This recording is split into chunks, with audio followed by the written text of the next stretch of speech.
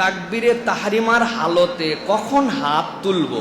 আমি বুঝাতে চাচ্ছি যে আগে কি তাকবীরে তাহরিমা বলে হাত তুলবো, নাকি বলতে বলতে হাত তুলবো, নাকি বলার পরে হাত তুলবো? কোন বিধানটি প্রযোজ্য হবে আমাকে জানাবেন। প্রিয় ভাইয়েরা, তাকবীরে তাহরিমা মানে আমরা সালাতে যখন দাঁড়ালাম, দাঁড়ানোর পর আমরা প্রথম যে আল্লাহু আকবার বলে আমরা যে হাতটা বাঁধি, এই হাত বাঁধার হালতটার নাম হচ্ছে তাকবীরে তাহরিমা।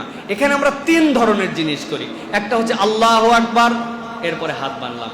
আরেকটা হচ্ছে আল্লাহু আকবার, হাত বাঁধলাম। আরেকটা হচ্ছে এরকম করে হাত তুললাম, তারপরে আল্লাহু আকবার বলে আমরা হাত বাঁধলাম। ফিকহি পরিভাষায় এই যে তিনটা হালত দেখালাম, তিনটা হালতই যদি কেউ করে তাকবীরে তাহরিমার হুকুমটা তার আদায় হবে। কিন্তু হাদিসের মধ্যে আসছে কানা রাসূলুল্লাহ সাল্লাল্লাহু আলাইহি ওয়াসাল্লাম ইযা ক্বামা লিস-সালাত রাফা ইয়াদাইহি, নবী করিম সাল্লাল্লাহু আলাইহি ওয়াসাল্লাম যখন নামাজে দাঁড়াতেন তখন তার হাতকে উঠাতেন কোন পর্যন্ত? হাত্তা তাকুনা হাজওয়া মানকাবাই, নবী করিম সাল্লাল্লাহু হাত দুটা কাঁধের এই বরাবর আসতো। হাতটা কদ্দুর উঠাতেন? এরকম না, ওনার পেটের কাছে মারি অনেকে আমরা, হয়ে যাবে আপনার, হবে না না, কিন্তু নবীজি কোন পর্যন্ত উঠাতেন? মানকাবাই, কাঁধ পর্যন্ত উঠাতেন, তথা এই লতি বরাবর দুই হাতটা কেবলামুখী হতো। তারপরে কি করতেন?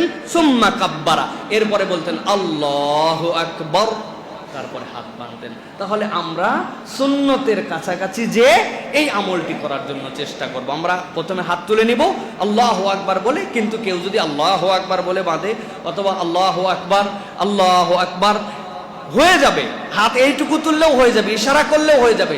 কিন্তু রাসূলুল্লাহ সাল্লাল্লাহু আলাইহি ওয়াসাল্লামের হাদিস থেকে একটা হাদিসে বোঝা যায় নবী সাল্লাল্লাহু কাঁধ বরাবর হাত তুলে সুম্মা কাব্বারা, এরপরে তাকবীর বলতেন, তারপরে হাতটুকু বাঁধতেন। সুতরাং এইটা করাই আমাদের জন্য আসাহ, এইটা করলে আমাদের জন্য উত্তম হবে ইনশাআল্লাহ।